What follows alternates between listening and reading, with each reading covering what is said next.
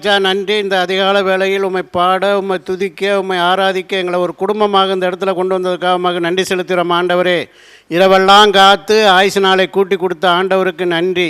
எங்கே என் நாமத்தில் 2 பேர் அல்லது 3 பேர் கூடியிருப்பீர்களோ அவர்கள் நடுவில் நான் இருப்பேன் சொன்ன இயேசு ஆண்டவரே, நாங்கள் ஒரு சில பேர் அந்த இடத்துல கூடியிருந்தாலும் நீர் எங்கள் மத்தியில் உலாவி கொண்டு இருப்பதற்காக உமக்கு நன்றி செலுத்துகிறோம். இந்த காலவேளை ஜெபத்தை நீர் பொறுப்படுத்தி கொடுவீராக.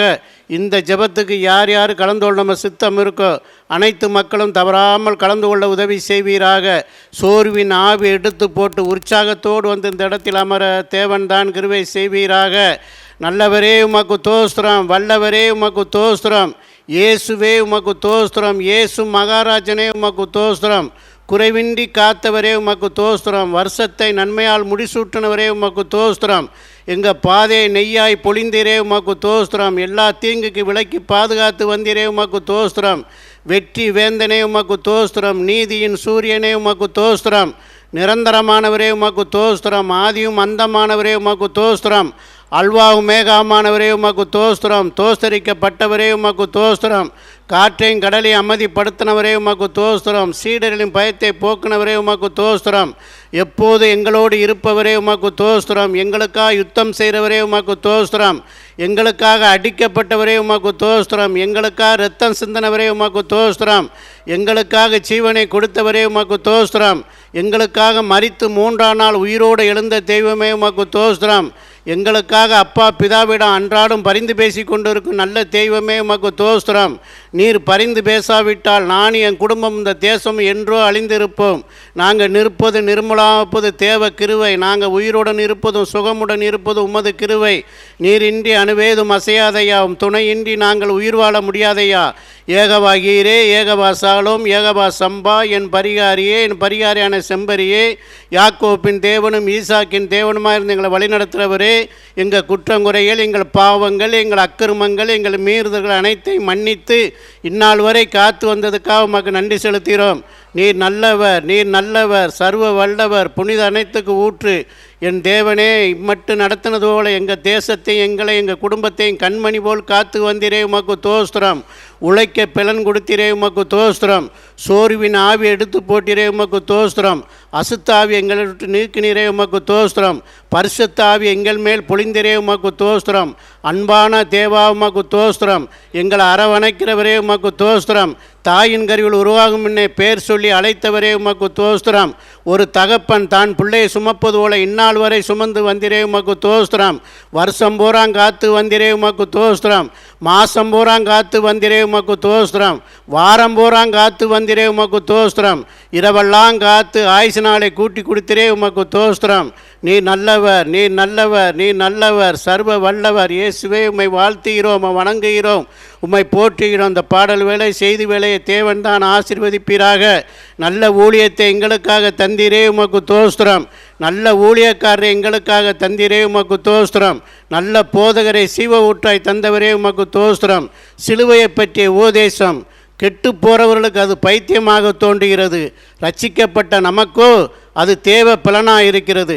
இயேசுவே, நீர் பெருகவும் நாங்கள் சிறுக வேண்டும் ஆண்டவரே. இந்த ஊழியம் எங்களால் உண்டானதல்ல, கர்த்தர் தந்த ஈவு, அதற்காக உமக்கு தோஸ்திரம். இந்த காலவேளை ஜெபத்தை நீர் பொறுப்படுத்திக் கொள்வீராக. நாங்கள் தியானிக்கிற வசனத்தின் மூலியமாக நீர் எங்களோடு பேசுவீராக. இன்று காலை முதல் இரவு வரை உம் கரம் எங்களோடும் எங்கள் குடும்பத்தோடும் நாங்கள் பார்க்குற தொழிலோடும் இந்த ஊழியத்தோடும் இந்த நாட்டோடு நாட்டு மக்களோடு இருந்து ஒரு குறைவின்றி காத்து வழிநடத்த வேண்டும் என்று இயேசு கிறிஸ்து நாமத்தினாலே என்னை தாழ்த்தி அர்ப்பணித்து ஜெபிக்கிறேன். எங்கள் ஜெபங்களும் ஜீவனுள்ள நல்ல பிதாவே. அவர் உங்கள் குறைவுகள் எல்லாம் தமது மகிமையின் ஐஸ்வர்யத்தின்படி நிறைவாக்க வல்லவராக இருக்கிறார். ஹல்லேலூயா. இயேசு கிறிஸ்துவின் மரணத்தினாலே, அவருடைய இரத்தத்தினாலே நாம் மீட்கப்பட்டு அவருடைய பரிபூர்ண ஜீவனை அவர் நமக்கு தந்து நம்மை எழுப்பியிருக்கிறார். பாவத்தில் மரித்தவர்களாக இருந்த நம்மை எழுப்பியிருக்கிறார். நன்றி சொல்லுவோம். ஹல்லேலூயா. உடன்படிக்கையின் இரத்தத்தினாலே நம்மை மீட்டு அவருடைய சொந்த பிள்ளையாக தேவன் நம்மை மாற்றியிருக்கிறார். ஹல்லேலூயா. அதற்காக நன்றி செலுத்துவோம். இந்த காலை வேளையிலே கரங்களை தட்டி ராஜாவுக்கு ஒரு மகிமை செலுத்துவோம். அவர் நமக்கு சொன்ன வாக்குத்தத்தங்கள் எல்லாம் ஒரு நாளும் வெறுமையாய் போய் வெறுமையாய் திரும்புவது கிடையாது. ஹல்லேலூயா. ஆமென். நான் உனக்கு சொன்னதை செய்யும் அளவு உன்னை தேவனுடைய வாக்கு தத்தங்கள் எல்லாம் கிறிஸ்து இயேசுவுக்குள் ஆம் என்றும் ஆமேன் என்றும் எழுதியிருக்கு. அவர் நமக்கு சொன்ன வார்த்தைகள் நிச்சயமாக அதெல்லாம் உடன்படிக்கை. தேவனுடைய வார்த்தை எல்லாம், தேவனுடைய வாக்கு தத்தங்கள் எல்லாம் ஆண்டவர் நம்மோடு பண்ணின உடன்படிக்கை. இந்த உடன்படிக்கை ஒவ்வொரு நாளும் நம்மையும் நம்முடைய குடும்பத்தையும் நம்முடைய பிள்ளைகளையும் கட்டி எழுப்பும். தேவனுடைய வசனம், தேவனுடைய வாக்கு தத்தம் நம்மையும் நம்முடைய பிள்ளைகளையும் என்ன செய்யுமா கட்டி எழுப்பும். ஒரு சுவர் நிற்கிறதுன்னா அதுக்கு உள்ள பல செங்கலை நம்ம பார்க்கலாம். அதை உள்ள பார்த்தோம்னா ஒவ்வொரு செங்கல் சேர்ந்ததான் அந்த சுவர். அதுபோல நம்முடைய வாழ்க்கை, நம்முடைய பிள்ளைகளுடைய வாழ்வு கட்டப்பட வேண்டும் என்றால் செங்கலை போல தேவன் நம்மோடு கூட பேசுகிற வார்த்தைகள், தேவனுடைய வசனங்கள், வாக்கு தத்தங்கள் நம்மை கட்டி எழுப்புகிறது. அல்லேலூயா, ஆமென். இந்த காலை வேளையிலே அவருடைய வார்த்தைகள் இணைத்து, ஆண்டவர் சொன்ன வாக்கு தத்தங்கள் இணைத்து, யாக்கோபுக்கு ஆண்டவர் சொன்னார், நீ கிழக்கையும் மேற்கையும் வடக்கையும் தெற்கையும் நீ பரம்புவாய். அல்லேலூயா. நான் உனக்கு சொன்னதை செய்யும்போது உன்னை என்ன செய்ய மாட்டேன், உன்னை கைவிட மாட்டேன். இந்த பாடலை பாடி கர்த்தருடைய நாமத்தை மகிமைப்படுத்துவோம்.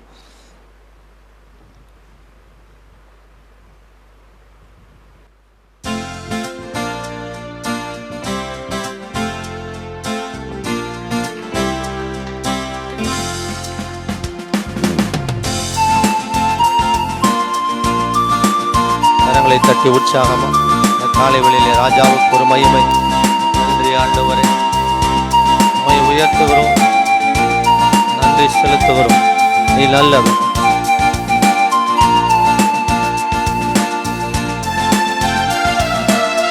கரங்களை உற்சாகமா தட்டி இந்த காலை வேளையில பலி செலுத்தி ராஜாவை உயர்த்தி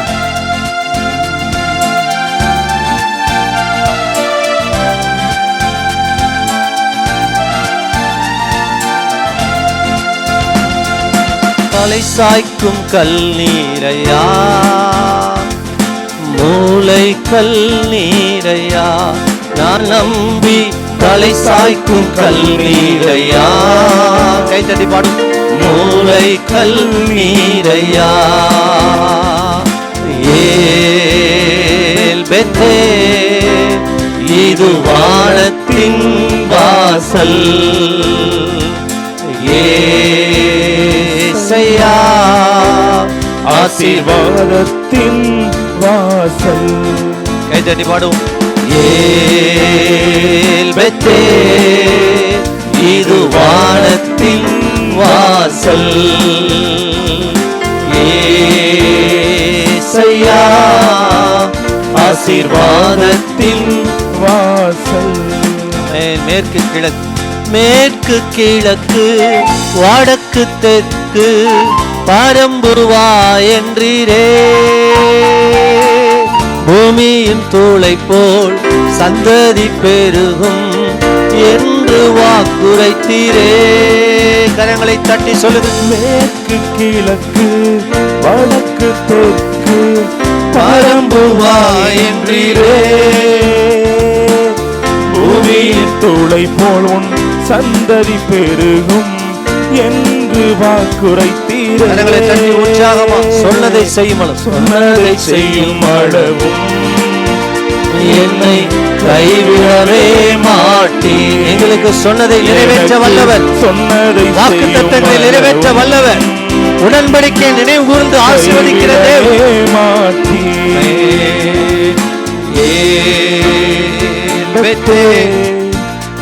இது வானத்தின் வாசமே. ஏசையா ஆசீர்வாதத்தின் வாசல். சொல்லுவோம். பூமியின் வம்சங்கள் உனக்குள் சந்ததிக்குள் ஆசீர்வதிக்கப்படும் என்று ஆசீர்வாத வாய்க்காலாக என்னை மாற்றினீரே. பூமியின் வம்சங்கள் உனக்குள் சந்ததிக்குள் ஆசீர்வதிக்கப்படும். கரங்களை தட்டி உற்சாகமாகும். ஆசீர்வாத வாய்க்காலாக என்னை மாற்றினீரே. சொன்னதை செய்யும் அளவும் என்னை கைவிடவே மாட்டீர். சொன்னதை செய்யும் அளவும் நீ கைவிடவே மாட்டீர்.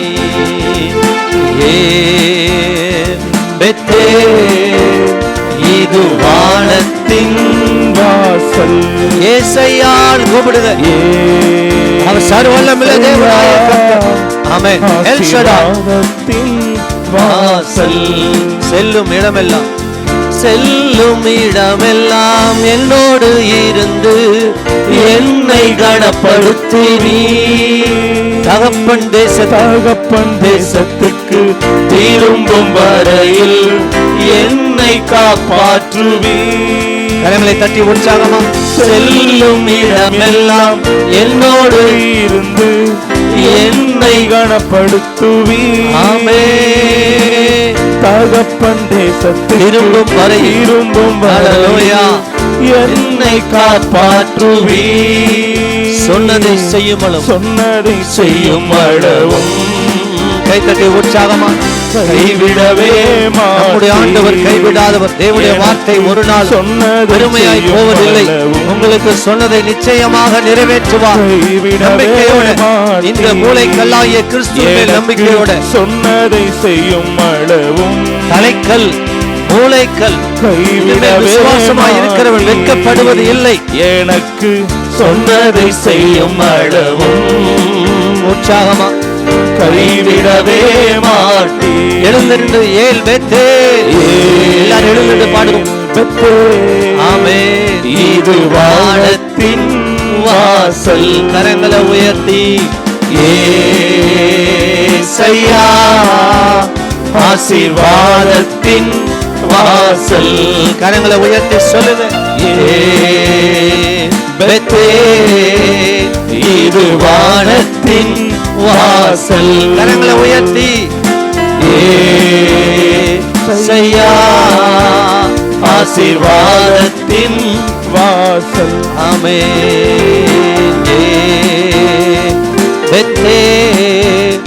இது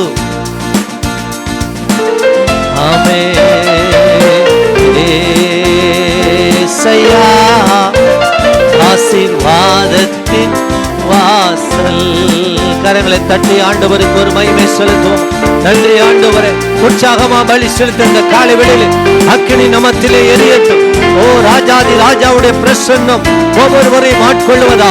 ஆவியானவரே, அப்பா தகப்பனே, இந்த காலை வேளையில் நம்முடைய மகிமையான பிரசன்னத்தினால் எங்களை நிரப்புவீராக. துதி பலி ஸ்தோத்திர பலியை செலுத்துகிற இந்த வேளையிலே, இந்த அதிகாலை வேளையில் நம்முடைய தெய்வீக மகிமை ஒவ்வொருவர் மேலும் இறங்கி வருவதாக. அக்னியை போட வந்து அது இப்பொழுதே பற்றி எரிய விரும்புகிறேன் என்று சொல்ல பரலோக அக்னி இந்த காலை வேளையில் ஒவ்வொருவரை நிரப்பட்டும். பலவீனங்கள், போராட்டங்கள், சத்துரு வல்லமைகள், தொடர்ந்து வருகிற வியாதிகள் இயேசுவின் இரத்தத்தினால், இயேசு கிறிஸ்துவின் வல்லமையினால், இயேசுவின் தழும்புகளால் இப்பொழுதே சுகம் அடைவதாக. ஓ செத்தைகளை சுட்டெரிக்கிற அக்கினி இறங்கட்டும். பலவீனங்களை பலப்படுத்துகிற வல்லமை இறங்கட்டும். சோர்ந்து போன இதயங்களை உயிர்ப்பிக்கிற வல்லமை இறங்கட்டும். ஓ பலவீனப்பட்டிருக்கிற ஒவ்வொரு உறுப்புகளை உயிர்ப்பிக்கிற வல்லமை இறங்கட்டும். தடைகள் இயேசுவின் நாமத்தினாலே இந்த காலவேளையிலே விலக நான் கட்டளை கொடுத்து ஜெபிக்கிறேன். தேவனுடைய மகிமையான பிரசன்னம் ஒவ்வொருவர் மேலும் இறங்குவதாக. ஓ தண்டுவட பகுதியில், முதுகு தண்டுவடத்தில் இருக்கிற எல்லா ப்ராப்ளம் இயேசுவின் நாமத்திலே விலகட்டும். ஆண்டவரே, கர்ப்பப்பையில் இருக்கிற பிரச்சனைகள், கட்டிகள் மறைந்து போவதா. வயிற்று பகுதியில் இருக்கிற பிரச்சனைகள் மறைந்து போவதா. ஆஸ்மா வியாதி இயேசுவின் நாமத்திலே விலக நான் கட்டளை கொடுத்து ஜெபிக்கிறேன். இயேசுவின் தழும்புகளா இப்பொழுது வியாதிகள் சொஸ்தமாகும்படி ஜெபிக்கிறேன். தேவனுடைய வல்லமையான பிரசன்னம் ஒவ்வொருவரையும் ஆட்கொள்ளட்டும். ஆண்டவரை, நெருக்கத்தில் இருக்கிற பிள்ளைகளுக்கு ஒரு விசாலத்தை கர்த்தர் இப்பொழுது கட்டளையிடுவீராக. இந்த கல்லின் மேல் விசுவாசமாக இருக்கிறவன் வெட்கப்பட்டு போவதில்லை. ஹல்லேலூயா. கிறிஸ்துவிடத்திலே விசுவாசமாக இருக்கிறவர்கள் வெட்கப்பட்டு போக விடமாட்டார். ஹல்லேலூயா. ஆமென். ஆண்டவர் நமக்கு சொன்ன வாக்குத்தத்தங்கள் தான் உடன்படிக்கை. உடன்படிக்கை தான் வாக்குத்தத்தங்கள். ஆமென். ஆபிரகாமுக்கு ஆண்டவர் வாக்குத்தத்தங்களை கொடுத்து அழைத்தார்.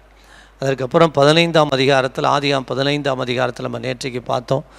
ஆண்டவர் அந்த ஆபிரகாமை ஆசீர்வதித்து நான் ஒரு பெரிய ஜாதியாக்குவேன், கானான் தேசத்திலேருந்து நீங்கள் அடிமைப்பட்ட இடத்துலேருந்து நீங்கள் கானான் தேசத்தை நோக்கி புறப்படுவீர்கள், 430 வருஷம் அடிமையாக இருப்பீங்க அப்படின்னு ஆண்டவர் சொன்னார். ஆனாலும் அந்த ஆபிரகாமுக்குள்ளே அந்த காரியங்களை என்ன செய்யலை, நடக்கவே இல்லை.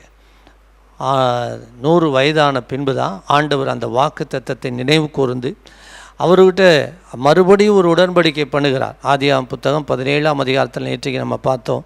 நான் உன்னை திரளான ஜாதிகளுக்கு தகப்பனாக என்ன செய்வேன், மாற்றப்போகிறேன். ஆமென் சொல்லுங்கள். ஆண்டவர் முதல்ல சில காரியங்களை ஆசீர்வதிப்பேன்னு சொன்னார். நான் பூமியில் உள்ள வம்சங்களெல்லாம் உனக்குள் ஆஸ்வதிக்கப்படும் சொன்னார். நான் உனக்கு ஸ்ட்ரைட்டாக உனக்கு ஒரு பிள்ளையை தருவேன் அப்படின்னு 12ஆம் அதிகாரத்தில் இருக்கான்னு பாருங்கள். ஆதியாகமம் புத்தகம் 12ஆம் அதிகாரத்தில் ஆண்டவர் ஆபிரகாம் அழைக்கும்போது என்ன சொல்லி அழைச்சார்னா, நீ நான் காண்பிக்கும் தேசத்துக்கு போ, உன் இனத்தையும் வீட்டை விட்டு நான் காண்பிக்கும் தேசத்துக்கு போ, நான் உன்னை என்ன செய்வேன், பெரிய ஜாதியாக்குவேன், உன்னை பேரை பெருமைப்படுத்துவேன், நீ ஆசீர்வாதமாய் இருப்பாய். அல்லேலூயா. பூமியில் உள்ள வம்சங்கள் எல்லாம் உனக்குள்ள இப்படி ஆண்டவர் சொன்னதுனால இது நடக்கும் அப்படின்னு நம்பிக்கையோடு புறப்பட்டு போனார். அல்லேலூயா. ஆனால் நான் ஒரு புத்திர சந்தானத்தை என்ன செய்வேன், தருவேன் அப்படின்ற வார்த்தை கிடையாது. ஆனால் உன்னை நான் என்ன செய்வேன், ஒரு பெரிய ஜாதி ஆக்குவேன் என்று சொல்லியிருந்தார். ஒருவேளை அது இஸ்மவேலா வழியாக கூட இருக்கலாமோ அப்படின்னு நினச்சிருக்கலாம். இது மாதிரி சில வாக்கு தத்தங்கள் நமக்கு ஸ்ட்ரைட்டாக பேசலைன்னா கூட தேவன் சொன்ன வார்த்தையினுடைய ஆழங்கள் நமக்கு புரியாத போல். அல்லேலூயா. பின் நாட்களில் தேவன் நமக்கு செய்ய போகிறது தெரியாது. இந்த ஆபிரகாம்கிட்ட சொன்னார், கீழ்ப்படிந்து போனார். அந்த ஆபிரகாமுக்கு சொன்னதை ஆண்டவர் நிறைவேற்றினார். அல்லேலூயா. ஒரு பெரிய ஜாதியாக்கினார். ஸ்ட்ரைட்டாக ஆண்டவர் சொல்கிறார். ஆதியாகமம் புத்தகம் 17 அங்கே ஆண்டவர் சொல்லுகிறார், நான் உன் மூலமாக உன் சந்ததியை நான் எழுப்புவேன் என்று சொல்லி 17ஆம் அதிகாரம் முழுவதும் அங்கே பார்க்கிறோம். அப்போ தான் சாராள் நகைக்கிறார்கள். 17ஆம் அதிகாரத்தில், ஆதியாகமம் புத்தகம் 17ஆம் அதிகாரத்தில் பாருங்கள். பின்னும் 15வது வசனம், தேவன் ஆபிரகாமை நோக்கி, உன் மனைவி சாராய் இனி சாராய் என்று அலையாதிருப்பாயாக, சாராள் என்பது அவளுக்கு பேராயிருக்கும், நான் அவளை ஆசீர்வதித்து அவளாலே உனக்கு ஒரு அவன் ஜாதிகளுக்கு தாயாகவும் அவளாலே ஜாதிகளின் ராஜாக்கள் உண்டாகவும் அவளை ஆசீர்வதிப்பேன். அல்லேலூயா. இப்போ ஆண்டவர் ஸ்ட்ரைட்டாக பேசுகிறார். யார்கிட்ட? ஆமாம். இப்போது அப்பொழுது 17ஆம் வசனம், அப்பொழுது ஆபிரகாம் முகம் குப்புற விழுந்து நகைத்து, 100 வயதானவனுக்கு பிள்ளை பிறக்குமோ, 90 வயதான சாரால் பிள்ளை பெறுவாளோ என்று தன் இருதயத்தில் சொல்லிக்கொண்டு. ஆனால் இதே கேள்வியை ஆபிரகாம் 12ஆம் அதிகாரத்தில் ஆண்டவரத்தில் என்ன செய்யலை, கேட்கல. இங்கே ஸ்ட்ரைட்டாக சொல்லும்போது இத்தனை வயசாகிடுச்சு, இப்போது சரீரம் செத்து போன இந்த காரியத்தை இப்போ எப்படி ஆண்டவர் செய்ய முடியும் அப்படின்னு அவருக்குள்ள ஒரு கேள்வி. மாம்சத்தின் மேலே நம்பிக்கையை வைக்கிறார். நம்ம நேற்றுக்கு இதுவும் பார்த்தோம், நம்ம மாம்சத்தின் மேலே என்ன செய்யக்கூடாது, நம்பிக்கையை வைக்கக்கூடாது. அல்லேலூயா. ஆமென். நாம் ஆவிக்கேற்றபடி பலி செலுத்தும்படியாக தேவன் நம்மை தெரிந்து கொண்டிருக்கிறார். மாம்சத்தின் மேல் நம்பிக்கை வையாமல் நாம் கிறிஸ்து இயேசுவின் மேலே தேவனுடைய வாக்குத்தத்தின் மேல் நம்ம என்ன செய்ய வேண்டும், நம்பிக்கையை வைக்க வேண்டும். இந்த கிறிஸ்துவாகிய கண்மலை மேல் நம்பிக்கை வைக்கும் பொழுது இந்த நம்பிக்கை உங்களை ஒரு நாளும் என்ன செய்யாது, வெட்கப்படுத்தாது. அல்லேலூயா. பக்கத்தில் கைப்பிடி சொல்லுங்கள், உங்கள் நம்பிக்கை உங்களை ஒரு நாள் என்ன செய்யாது, வெட்கப்படுத்தாது. அல்லேலூயா. இப்போ ஸ்ட்ரைட்டாக ஆபிரகாம்கிட்ட ஆண்டவர் பேசுகிறார், ஸ்ட்ரைட்டாக சொல்கிறார். இப்போ ஆபிரகாமுக்கு நகைப்பு, இந்த காரியம் நடக்குமா நடக்காது. நம்ம கூட சில வேளையில் இனி இது நடக்குமா அப்படின்ற ஒரு கொஸ்டின் மார்க் கூட நமக்கு இருக்கலாம். சில காரியங்கள், சில வாக்குத்தத்தங்கள் நம்முடைய வாழ்க்கையில் ஆண்டவர் சொல்லியிருந்தார், இது இன்னும் நடக்கலையே, இந்த பிரச்சனை இன்னும் முடியலையே, இது இன்னும் தொடர்ந்து கொண்டே இருக்கிறதே, இது முடிவுக்கான ஒரு தீர்வை நான் என்ன செய்யலை, பார்க்கவே இல்லையே. இந்த ஆபிரகாமுக்கு சொல்லி பல ஆண்டுகள், 25 ஆண்டுகள் கிட்ட வந்துருச்சு, இன்னும் நடக்கலை. நம்ம வாழ்க்கையில் சொல்ல பல ஆண்டுகள் கூட நீங்கள் காத்திருக்கலாம். நான் சொல்லுகிறேன், இந்த 2025 நீங்கள் மறக்க முடியாத ஆண்டாக தேவன் மாற்றும்படி உங்களுக்கு சொன்னதை தேவன் நினைவு கூர்ந்து உங்களோடு பண்ணின உடன்படிக்கை நினைவு கூர்ந்து உங்களை ஆஸ்வதிக்கப் போகிறார். அல்லேலூயா. ஏன்னா உடன்படிக்கை ஏற்படுத்துகிற அவர் தான், உடன்படிக்கையை நினைக்கிறது அவர் தான். அல்லேலூயா. உடன்படிக்கையை ஏற்படுத்துகிறது அவர் தான், உடன்படிக்கையை யாத்திராம் புத்தகம் 6 படிக்கிறோம்ல, இஸ்ரவேல் ஜனங்களோடு அவர் என்ன செய்தார், பண்ணின முற்பிதாக்களோடு பண்ணின உடன்படிக்கையை அவர் என்ன செய்தாராம், உடன்படிக்கையை ஏற்படுத்தினவர் உடன்படிக்கையை நினைத்தருளினார். 6ஆம் அதிகாரம் 5ஆம் வசனம் படிங்களேன். எகிப்தியரின் அடிமை கொள்ளுகிற இஸ்ரவேல் புத்திரரின் பெருமூச்சையும் நான் கேட்டு என் உடன்படிக்கையை நினைத்தேன். பார்த்துங்க, உடன்படிக்கையை நினைக்கிறவர் அவர் தான். அல்லேலூயா. அதுபோல் ஆண்டவர் உங்களுக்கு சொன்ன வாக்கு தத்தங்களை இந்த வருஷத்தில், இந்த மாதத்தில், ஸ்பெஷலாக நீங்கள் இந்த 40 நாள் உபவாச காலத்தில் தேவ சமூகத்தில் காத்திருக்கீங்களே, இந்த நாட்களில் நினைவு கூர்ந்து உங்களை ஆஸ்வதிக்க போகிறார் என்று சொல்லுகிறேன். அல்லேலூயா. ஆமென். ஆமாம், நேற்றைக்கு பார்த்தோம் எது விருத்த சேதனம். அதாவது ஆண்டவர் 17ஆம் அதிகாரத்தில் இப்படிலாம் வாக்குத்தத்தம் பண்ணிட்டு விருத்தன சேதனம் பண்ண வேண்டும். அது உங்களுக்கு எனக்கு எப்படி இருக்குன்னா அடையாளமாக இருக்கும். இந்த உடன்படிக்கையை ஏற்படுத்தி நீர் உனக்கு பிறக்கிற ஆண் பிள்ளைகளுக்கெல்லாம் என்ன செய்யணும், விருத்த சேதனம் பண்ணணும். அது என்னவாக இருக்குன்னு சொன்னார், அடையாளமாக இருக்கும் என்று சொன்னார். அப்போ ஆபிரகாமும் அவருடைய பிள்ளை ஈசாக்கும் ஒரே நாள் என்ன பண்ணாங்க பாருங்கள், அப்படி விருத்த சேதனம் பண்ண வேண்டும் என்று சொன்ன அந்த காரியம் அடையாளமாக இருக்கும் என்று சொல்லி நாம் நேற்றைக்கு தியானம். ஆனால் புதிய ஏற்பாட்டில் விருத்த சேதனம் கிடையாது. எது விருத்த சேதனம் என்றைக்கு நம்ம நேற்றைக்கு தியானித்தோம்?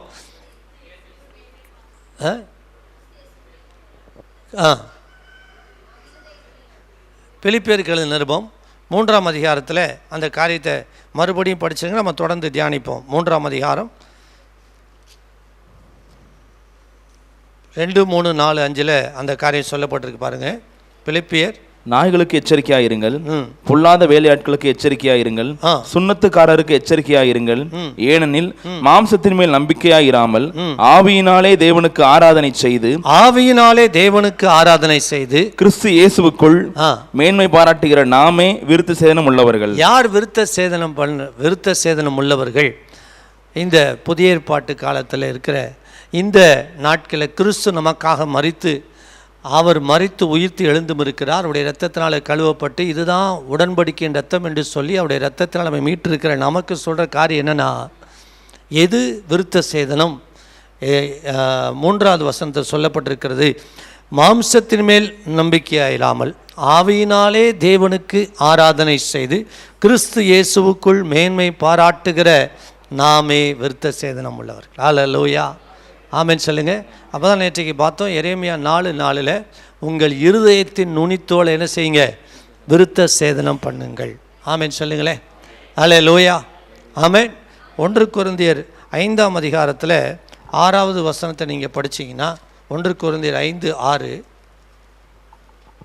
நீங்கள் மேன்மை பாராட்டுகிறது நல்லதல்ல, கொஞ்சம் புளித்தமா பிசைந்தமா முழுவதையும் புளிப்பாக்கும் என்று அறியீர்களா?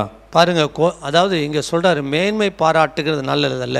அதுக்கு அடுத்த வசனம் நீங்கள் படிச்சீங்கன்னா அங்கே சொல்லப்பட்டிருக்கு, நீங்கள் புளித்த மாவாக இருக்கிறபடி, அதாவது புளித்த மாவோடு கூட அல்ல, 7:8 பழைய புளித்த மாவோடு இல்லை, இப்போ புதுசாக பிதைந்திருக்கிற மாவோடு நீங்கள் பண்டிகை ஆசரிக்க வேண்டும்.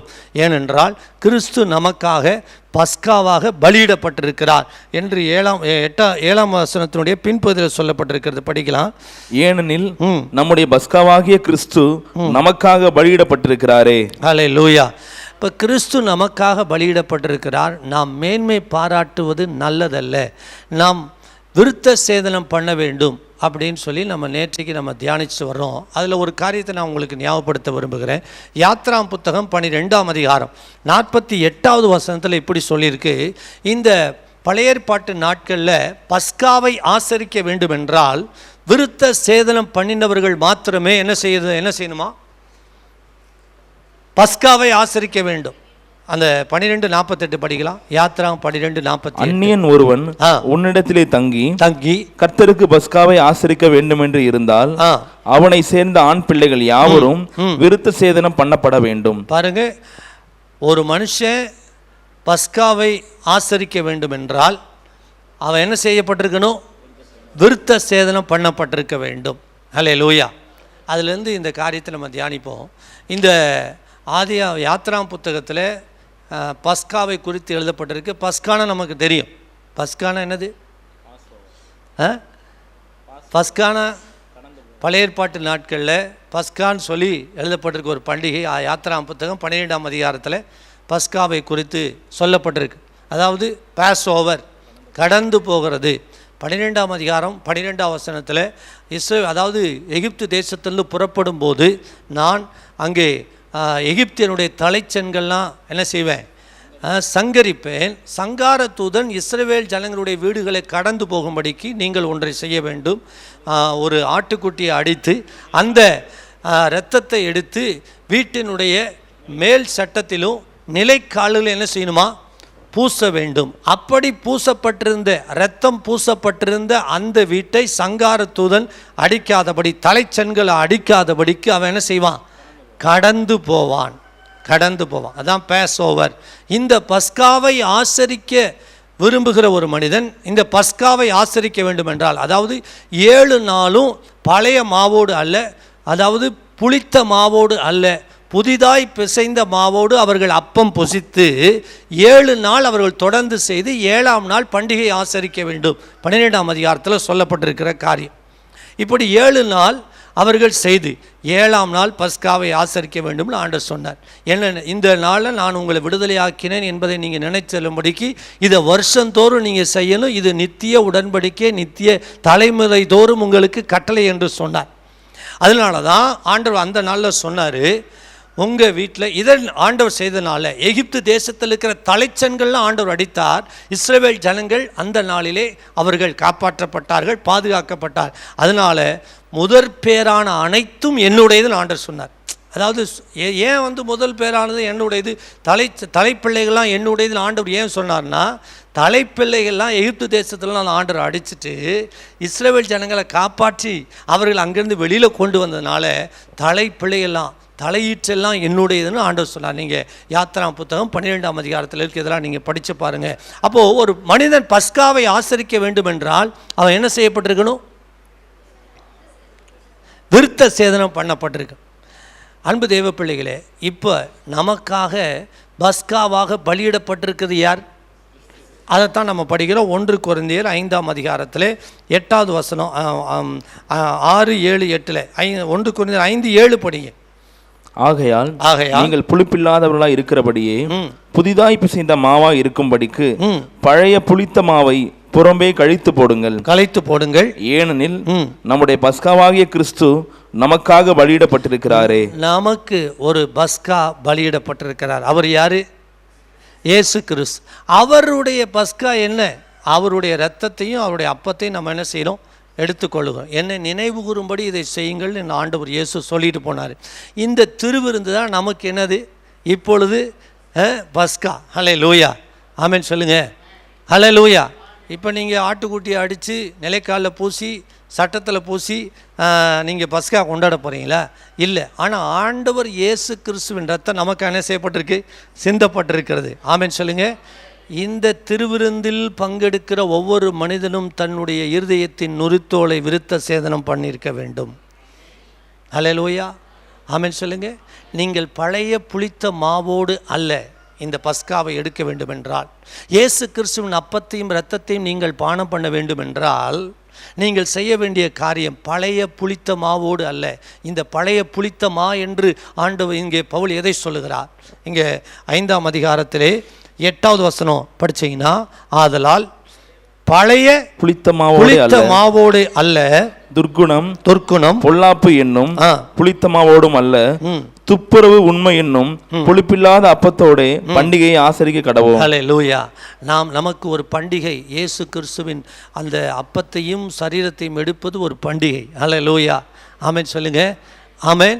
அவருடைய திருவிருந்தில் பங்கெடுப்பது ஒரு மிகப்பெரிய ஆசீர்வாதம். அதனால் பழைய புளித்த மாவோடு கூட அல்ல, நாம் அந்த இரத்தத்தையும் அப்பத்தையும் எடுக்க வேண்டும் என்று சொன்னால் நாம் துப்புரவு உண்மை என்ற உள்ளத்தோடே நாம் அதை பங்கெடுக்க வேண்டும். அபாத்திரமாய் அதில் பானம் பண்ணினால் என்ன நடக்கும் என்று 1 கொரிந்தியர் 11ஆம் அதிகாரம் 27வது வசனத்தில் சொல்லப்பட்டிருக்கிறது. அந்த வசனத்தை படிக்கலாம். 29 கூட படிக்கலாம். 27, 29 படிங்க. இப்படி இருக்க எவன் அபாத்திரமாய் நல்லா கவனிங்க, விருத்த சேதனம் இல்லாமல் இருதயத்தை கழுவாம உண்மை துப்புரவு என்ற புதிய மாவோடு அவன் அந்த அப்பத்தை புசிக்கணும், பழைய மாவோடு கூட அல்ல. பொல்லாப்பு துர்க்குணத்தோடு நாம் இந்த அப்பத்தையும் ரசத்தையும் என்ன செய்யக்கூடாது? பங்கு பெறக்கூடாது. இந்த புதிய உடன்படிக்கையின் இரத்தத்தில் நாம் பானம் பண்ணக்கூடாது. வசனம் சொல்லுகிறது, படிங்க 27. கர்த்தருடைய அப்பத்தை புசித்து அவருடைய பாத்திரத்தில் பானம் பண்ணுகிறானோ அவன் கர்த்தருடைய சரீரத்தையும் ரத்தத்தையும் குறித்து குற்றமுள்ளவனாய் இருப்பான். 29. எண்ணத்தினானெனில் அபாத்திரமாய் போஜனபானம் பண்ணுகிறவன் கர்த்தருடைய சரீரம் இன்னதென்று நிதானித்து அறியாததினால், கர்த்தருடைய சரீரம், அந்த அப்பம் கர்த்தருடைய சரீரம் என்னவென்று இவன் நிதானித்து என்ன செய்யாம இருக்கிறான்? அறியாதிருக்கிறதுனால தனக்கு ஆக்கினை தீர்ப்பு வரும்படி போஜனமானம் பண்ணுகிறான். சில பார்த்துருக்கேன், திருவிருந்து எடுத்துட்டு நேராக வீட்டுக்கு வராமல் எங்கே போவான்? கடைக்கு போவான், ஒரு சிகரெட்டை வாங்கி பற்ற வைப்பான். வரும்போதே ஒரு சிகரெட்டை வாங்கி பற்ற வச்சுட்டு தான் எங்கே வருவார்? இதனால ஆக்கினை உண்டாகும் என்று வேதம் சொல்லுகிறது. இதனாலே சிலர் மரித்திருக்கிறார்கள், வியாதி உள்ளவர்களாக இருக்கிறார்கள் என்று வேதம் சொல்லுகிறது. பஸ்கா, பழைய பஸ்காவை ஆசரிக்கணும்னா என்ன செய்யப்பட்டிருக்கணும்? இருதயம் விருத்த சேதனம் பண்ணப்பட்டிருக்கணும். இப்போ நமக்காக பலியிடப்பட்ட இயேசு கிறிஸ்துவின் ரத்தம் பஸ்காவாக சிந்தப்பட்டிருக்கிறது. இதில் நீர் பானம் பண்ண வேண்டுமென்றால், பங்கெடுக்க வேண்டுமென்றால் எப்படி இருக்க வேண்டுமா? துப்புரவு உண்மை என்று ஒரு புதிந்த மாவை போல நீங்கள் துப்புரவு உண்மையோடு கூட அந்த திருவிருந்தில் பங்கெடுக்கிறவளாக இருக்க வேண்டும். அல்லேலூயா, ஆமென். அப்படி அபாத்திரமாக இதை செய்தால் அவனுக்கு ஆக்கினை தீர்ப்பு உண்டு என்று வேதம் சொல்லுகிறது. இதனால் உங்களுக்குள்ளே சிலர் வியாதி உள்ளவர்களாக இருக்கிறார்கள். கீழே படிங்க. இது நிமித்தம் 30வது வசனம். இது நிமித்தம் உங்களில் அநேகர் பலவீனர் வியாதி உள்ளவர்களுமாய் இருக்கிறார்கள். சிலர் என்ன செய்திருக்கிறார்கள்? நித்திரையும் அடைந்திருக்கிறார்கள், செத்தே போயிருக்கிறான் அப்படின்னு வசனம் சொல்லுது. அல்லேலூயா. அப்போ திருவிருந்தை எடுக்கிறோம நம்ம அதை ஒரு நிர்விசாரத்தோடு எடுக்கக்கூடாது. அதை ஒரு பயபக்தியோடு, அல்லேலூயா, அந்த அப்பத்தையும் அந்த ரசத்தையும் எடுக்கும்பொழுது இது கிறிஸ்து இயேசுடைய சரீரம் என்பதை உணர்ந்து, எனக்காக பிற்கப்பட்ட இயேசு கிறிஸ்துடைய சரீரம், இதை நிதானித்து அறியாதனால அவன் குற்றமுள்ளவனாயிருக்கிறான். அன்பு தெய்வ பிள்ளைகளே, நீங்கள் ஒவ்வொரு முறையும் திருவிருந்தை எடுக்கும் பொழுது, ஆண்டவரே என் இருதயத்தை கழுவும், என்னை சுத்திகரியும், என்னை பரிசுத்தமாக்கும், என்னிடத்தில் துர்க்குணம் இருக்கிறதா, என்னிடத்தில் பொல்லாப்பு இருக்கிறதா என்பதை சோதித்து அறிந்து அதற்கப்புறம் என்ன செய்யுங்க. சில பார்த்தீங்கன்னா எடுக்காமே போயிடுவாங்க. எடுக்காமல் போகிறது தவறு. நான் சரியில்லை, ஆனால் ஏன் ஒப்பு கொடுத்தா ஆண்டவர் அப்பயே கழுவ போகிறார். அல்லேலூயா. அவங்க இருதயத்தை தேவனிடத்துக்கு நேராக திருப்பி உங்களை சரண்டர் பண்ணால் ஆண்டவர் சுத்திகரிக்க இயேசு கிறிஸ்துவின் ரத்தம் சகல பாவங்களை நீக்கி நம்ம என்ன செய்தான். உங்கள் பாவம் சிவேர் இருந்தாலும், உங்கள் பாவம் எவ்வளவு கொடிதாக இருந்தால் அவருடைய ரத்தம் நம்மை சுத்திகரித்து உண்மையுள்ளதா, அந்த ரத்தம் மாற்ற வல்லமையுள்ளதாக இருக்கிறது. அல்லேலூயா, ஆமென். துர்க்குணம் பொல்லாப்பு நம்முடைய இருதயத்தை நீங்க வேண்டும். துர்க்குணம் என்ன செய்யக்கூடாது? இருக்கக்கூடாது. அதான் மாம்ச கிரியை. நான் ஒரு உதாரணம் சொல்கிறேன். துர்க்குணத்துக்கு நீங்கள் படிக்கலாம். அப்போஸ்தலர் நடபடிகள் 8ஆம் அதிகாரம் 22ஆம் வசனம் படிங்க. அப்போஸ்தலர் 8:22, 8:22. ஆகையால் நீ உன் துர்க்குணத்தை விட்டு மனம் திரும்பி தேவனை நோக்கி வேண்டிக்கொள், ஒருவேளை உன் இருதயத்தின் எண்ணம் உனக்கு மன்னிக்கப்படலாம். உன் துர்க்குணம் நீங்கி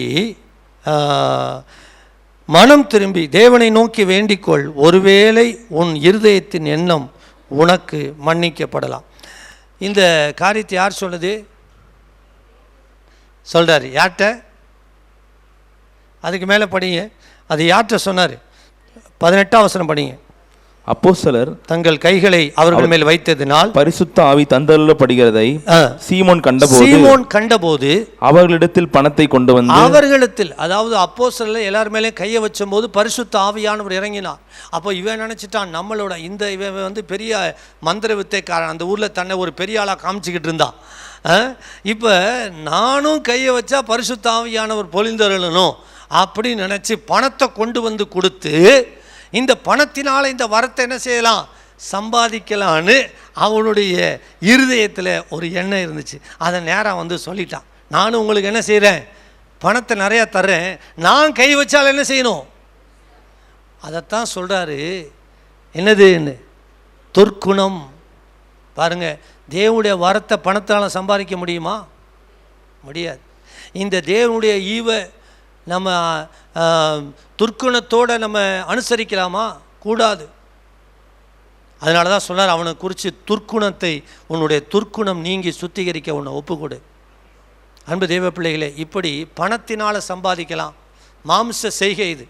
மாம்சத்தினால் சில காரியங்களை செய்யலாம்னு நினைக்கிறேன் பாருங்கள், இது ஒரு துர்க்குணம். அல்லேலூயா. பணத்தினால் எதையாவது சாதிக்கலாம், அதிகாரத்தினால் எதையாவது சாதிக்கலாம், தன்னை ஒரு பெரிய ஆளாக காண்பிக்கணும் அப்படின்னு நினச்சவன் இதை செய்தான். இது துர்க்குணம். இது நம்மிடத்தில் இராதபடி நாம் எச்சரிக்கையாகும். ரெண்டாவது அங்கே சொல்லப்பட்டிருக்கிறது என்னது, பொல்லாப்பு. இந்த பொல்லாப்பை விட்டு நம்ம என்ன செய்யணும். யோபு எப்படிப்பட்ட மனுஷனாக இருந்தான்? யோபுவின் புத்தகம் 1ஆம் அதிகாரம் 1ஆம் வசனம் படிங்க. யோபுவை குறித்து சொல்லப்பட்டிருக்கிற காரியம் 1ஆம் அதிகாரம் 1ஆம் வசனம் படிங்க, முடிக்கலாம். அந்த மனுஷன் உத்தமனும் சன்மார்க்கனும் தேவனுக்கு பயந்து பொல்லாப்புக்கு விலகுகிற மனுஷனாய் இருந்தான். யாரு? பொல்லாப்பு செய்யறதுக்கு என்ன செய்யறது, எப்படி இருந்தானா, விலகி இருந்தான். அவனை குறித்து அதே வசனம் பல இடங்களில் இருக்கிறத அந்த பகுதியில் நம்ம பார்க்குறோம். யோபுவை குறித்து பொல்லாப்புக்கு விலகுகிற மனுஷன். ஆமென் சொல்லுங்க. நாம் பொல்லாப்புக்கு என்ன செய்கிறவளா இருக்கணும். சில பொல்லாப்பை பேசும்போது இழிச்சிட்டு சிரிச்சுக்கிட்டு மகிழ்ச்சியோடு கேட்குற கூட்டமாக இருக்கக்கூடாது. பொல்லாப்பு செய்கிற மனுஷன் பொல்லாப்பு செய்கிறோடு கலந்து, ஏன்னா 1 கொரிந்தியர் 5ஆம் அதிகாரத்தில் கீழே வந்து சொல்கிறார், நீங்கள் இவர்களோடு கலவாது இருக்க வேண்டும் என்று சில ஒரு பட்டியல் கொடுக்கிறார். இவர்கள்லாம் உடன்படிக்கை மீறுகிறவர்கள், இருதயத்தில் உணர்வில்லாதவர்கள், அவர்கள் கர்த்தரை தேவன் என்று அறிந்தும் கர்த்தரை ஸ்தோத்தரியாமல் இருக்கிற கூட்டம் என்று ரோமர் எழுதும் 1ஆம் அதிகாரத்தில் படிக்கிறோம். கர்த்தரை அறிந்து இருதயத்தில் வைத்திருந்து கூட பொல்லாப்பையும் துர்க்குணத்தை வைத்திருக்கிற கூட்டம், அந்த கூட்டத்தோடு நாம் களவாதிருக்கும்படி எச்சரிக்கையாக இருக்க வேண்டும்.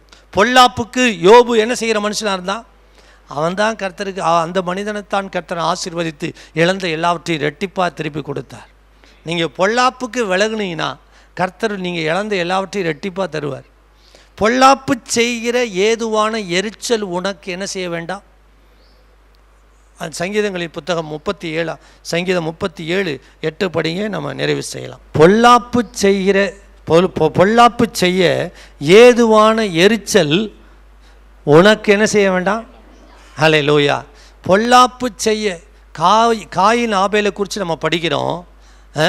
அதில் எதனால தன்னுடைய சகோதரனை கொன்று போட்டான்? எரிச்சல். இந்த எரிச்சல், கோபம், இதை முதல்ல என்ன செய்யணும், தூக்கி போடணும். அல்லேலூயா. அது இருந்துச்சுன்னு சொன்னால் பொல்லாப்பு செய்யும்படியா அது உங்களை ஏவி விடும். எது? கோபம், எரிச்சல்.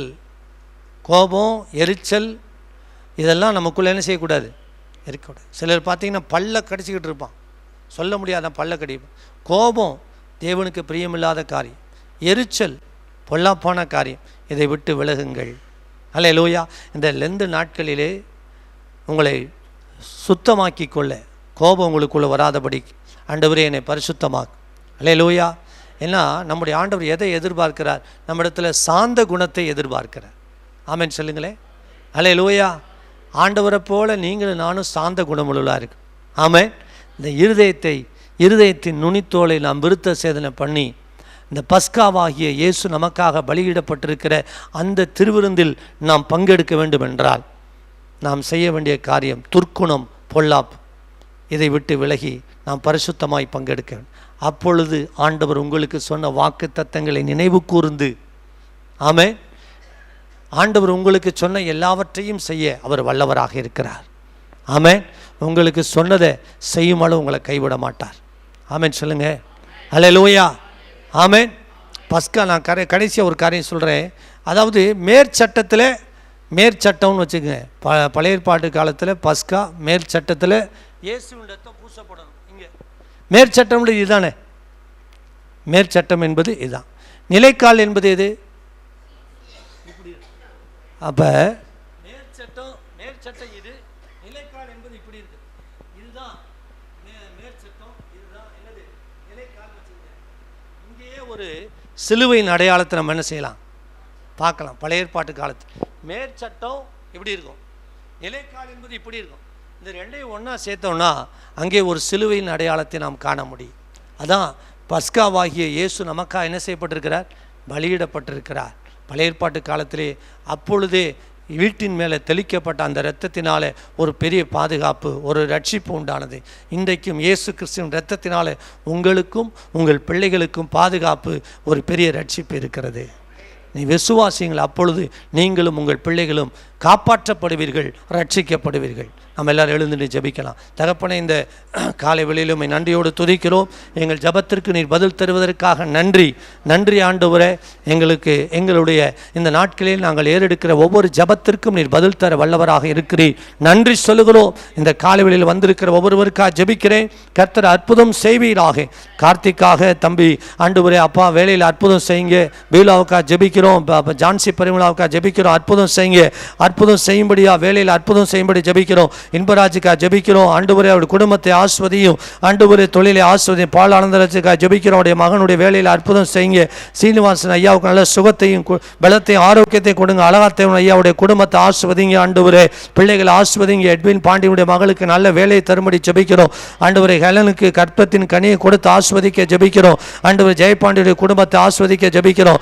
ஏனா ஆபிரகாமுடைய குடும்பத்தை ஆஸ்வதி மகள் பிரியாவுக்கு, ஜெனிஃபருக்கு ஆண்டவரே அப்பா ஏற்ற துணையை நாங்கள் கொடுக்க ஜெபிக்கிறோம். ஆண்டவரே திருமண காரியத்திற்காக யாரெல்லாம் ஜெபிக்கிறார்களோ, ஜெனிஃபருக்காக ஜெபிக்கிறோம், ஜோசிக்காக ஜெபிக்கிறோம். காரியத்தை வாய்க்க பண்ணும். ஆண்டவரே ஆபிரகாம் சார் ஹேனாக்கு அவருடைய கட்டுமான பணி, அவருடைய வீடு கட்டுகிற காரியத்தில் அற்புதம் செய்யும்படி ஜெபிக்கிறோம். ஆண்டவரே கிரேஸ் பாண்டியம்மாள் குடும்பத்தை ஆஸ்வதியும். உத்தீஸ்கா ஜெபிக்கிறோம். அற்புத சுகத்தை கட்டளையிடும். ஜெயலட்சுமி பலவீனம் நீங்கி குடும்பம் ஆஸ்வதிக்கப்பட ஜெபிக்கிறோம். முத்துச்செல்வி சிஸ்டருடைய மகள் பலவீனம் நீங்கி ஆண்டவருடைய மகளை விடுதலையாக்க ஜெபிக்கிறோம். மகனுக்கு ஏற்ற துணையை கொடுத்து திருமண காரியத்தை வாய்க்க பண்ணுவீராக. ஆண்டவரே சுகந்தி தமிழ்ச்செல்வம் குடும்பத்தை ஆஸ்வதியும், பிள்ளைகளை ஆஸ்வதி. மகள் படித்துக் கொண்டிருக்கிற அந்த டிஎன்பிஎஸ்சி தேர்வில் நல்ல மதிப்பெண்கள் பெற்று வெற்றி பெற உதவி செய்யும்படி ஜெபிக்கிறோம். அந்த ரூத்துக்கு நல்ல வேலை கிடைக்க உதவி செய்யும்படி ஜெபிக்கிறோம். மேரி ராணி குடும்பத்தை ஆஸ்வதியும். கிரேஸ் வெட்டி செல்விக்கு நல்ல பரிபூர்ண சுகத்தை தருவீராக.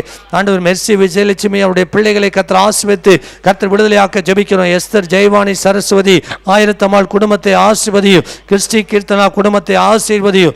எஸ்தர் கமலி குடும்பத்தை ஆசீர்வதியும். ஆண்டவரே அப்பா உம்முடைய வல்லமை வெளிப்பட ஜெயராணி சிஸ்டருடைய குடும்பத்தை, அவருடைய பிள்ளைகளை ஆசீர்வதிக்க நாங்கள் ஜெபிக்கிறோம்.